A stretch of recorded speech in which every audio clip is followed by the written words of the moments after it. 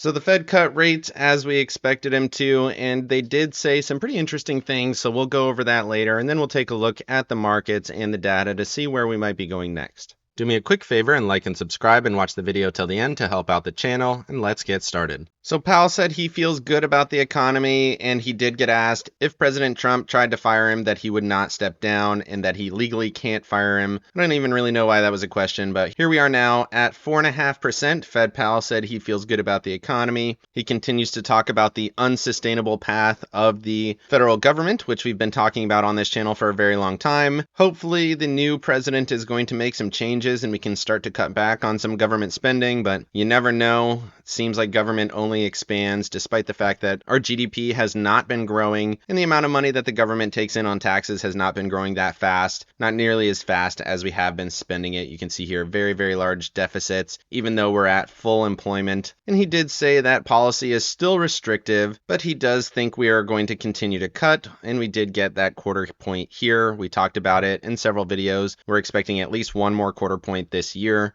And he did mention inflation briefly, saying that we did get one report and it wasn't terrible, but a little bit higher than expectations. And really that was it. He overall said that policy is well positioned, the risks have been relatively handled, and we're still in good position, and that's why they cut again. Moving over to fear and greed, not a whole lot of movement, 60 from a 57, still extreme greed on momentum. Strength is stepping up, breadth also stepping up, put call ratio pulling back, still in fear though, and then volatility still pulling back some more, and then bonds, safe haven hand junk bonds continue to be in extreme greed. So big swings over the last week, and I would call it fairly neutral, but the overall indicator says a little bit of greed. Moving over to max pain for tomorrow, it's back up to 580, current stock price 595, so still well below current price for that max pain. You can see red across the board all the way out here through the first week of December, and then slightly positive on the 13th. Pretty interesting. Interestingly though, that 400 number that we saw yesterday did go away, so that's good. Now we're just a couple of percentage points below current price.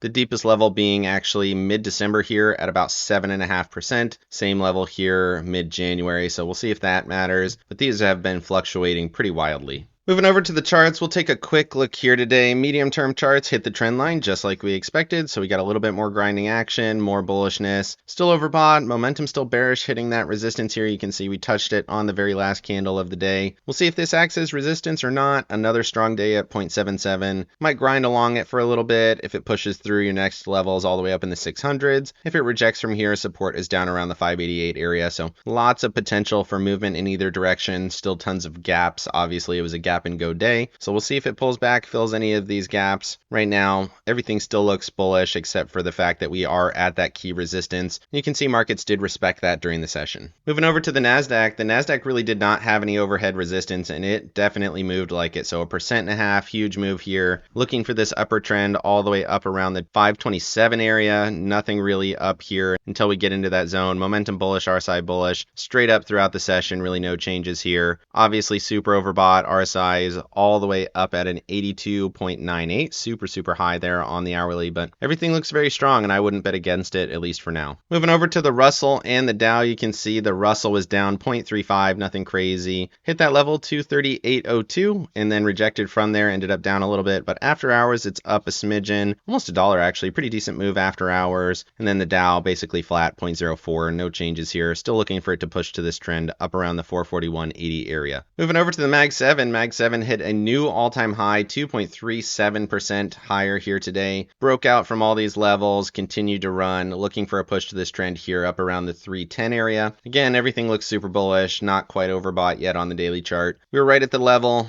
clearly gapped through it, clearly ran, did leave just a smidgen of a gap, but eventually it'll get filled probably, but for now it's still bullish. Moving over to Apple and Microsoft, Apple finally decided to participate here, 2.14%, broke through the 55, broke through my level 224.36, actually gapped through it, then broke here, now headed towards that 21 EMA in my opinion at 229.88, my level 230.28. Momentum stepping to bullish, RSI definitely concerning, so we're right here in the zone where you're going to see either a rejection or not. And then looking at Microsoft, big push through all of these levels, gapped and go through all of them, and now you're back into bullish conditions, back above all the EMAs and SMAs, momentum swinging to bullish, back above the RSI SMA as well, so your target now is at 429.88. Really choppy chart. You can see we've been sideways choppy here, same price action we've been in since July, and we are still here now in November. So we'll see how it plays. Had a fake out breakout really towards the end of October, and now we've held that support and rallied in with the Trump catalyst. Moving over to Tesla and NVIDIA, both of these did what we thought. So Tesla went right to the trend, hit that level, and then rejected slightly. It's overbought now. Momentum still bullish. We'll see if this ends up being a zone of resistance. 301.93 is my level, but it did touch the trend line. So we'll see. Trend line for tomorrow is at 299.65. And then NVIDIA continues to run towards the top of this channel. Tomorrow, that's going to be up around 152. New all-time highs, still price discovery. Everything still looks good here for NVIDIA. And a potential another couple dollars here on this run. Moving over to Amazon and Google here. Amazon breaking out from this trend line here. Maybe I need to redraw it. You can see it looks like it hit something, but I just don't have any levels there. Still price discovery, still all-time highs here for Amazon. But strong day, 1.43%, and then Google doing the same thing, 2.21%. Broke through the level that we thought that it would. Now it's continuing higher. 193 is the next level. It did find resistance at the peak from this previous candle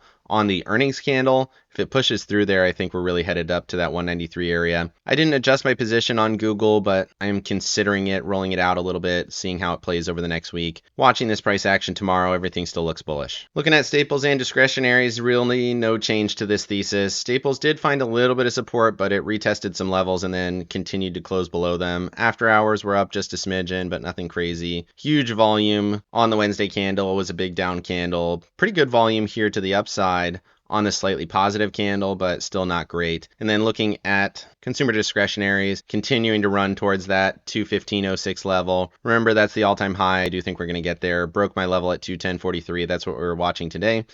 It is overbought, but volume's good, momentum's good, everything looks strong. Moving over to yields. Yields finally sold. We expected them to. I've been saying these are overbought for a while, and we finally got a good down candle, 1.62 and 2.37%. Almost engulfed the previous candle on both of these, but didn't quite do it. Momentum probably going to flip to bearish tomorrow. RSI flipping to bearish. This looks even more bearish here on the 10-year. You can see breakdown, retest, breakdown. Would expect both of these to kind of pull back here a little bit.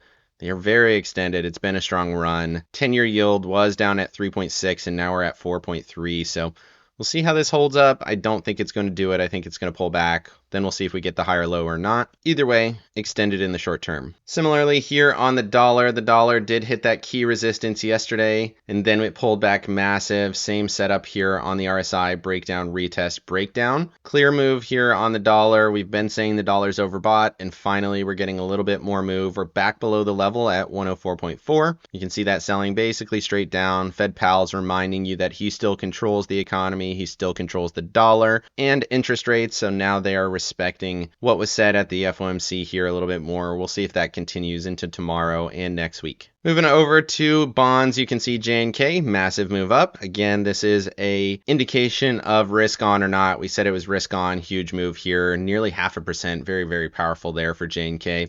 And then looking at TLT, good move there as well, 1.25, headed back to the 92.82 level. In my opinion, if it gets back above that, we could see a push to here and the 55 EMA up around 96.20 or so. Momentum says bullish, RSI says bullish, volume says bullish, and now we got that catalyst from the FOMC. We'll see if this continues. Moving over to the VIX. The VIX did crater a little bit more here today. Basically, all of the risk events are done now. You have the election, the FOMC, everything's kind of locked in. Momentum bearish, RSI bearish, which did give equities a little bit of room to the upside. Level is still relatively elevated at 14.7.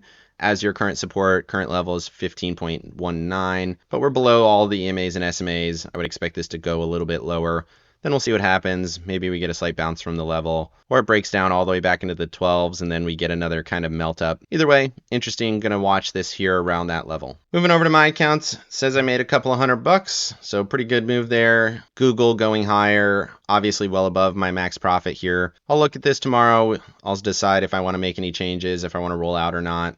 And then IWM, I did roll here to a 237 put for tomorrow. That rallied a little bit after hours, should be in good position for about a $1.50 profit there. That's almost back to my 2K profit net for the year, so that's good. And then looking at the Qs, rolled it out to 505 for the end of next week for $10 credit. So max profit there at 515. We're at that key resistance. Going to be watching that very, very closely. This is one of those positions where you can start to take profit on the shares, and then as it rejects from the level, then you can kind of hold these calls and profit in both directions. But you want to be careful with that. Everything does look bullish right now, so I'm going to stay with this, at least for now, until we start to see some different indicators. Let me know down in the comments section what you thought of the FOMC. Was anything surprising to you? And what do you think about the market's reaction? Pretty minimal reaction overall. Otherwise, like and subscribe if you got any value out of this video, and make sure you hit the bell so you don't miss out on any future episodes. Of course, none of this is financial advice. This is all for entertainment purposes. Good luck in your trading and have a great day.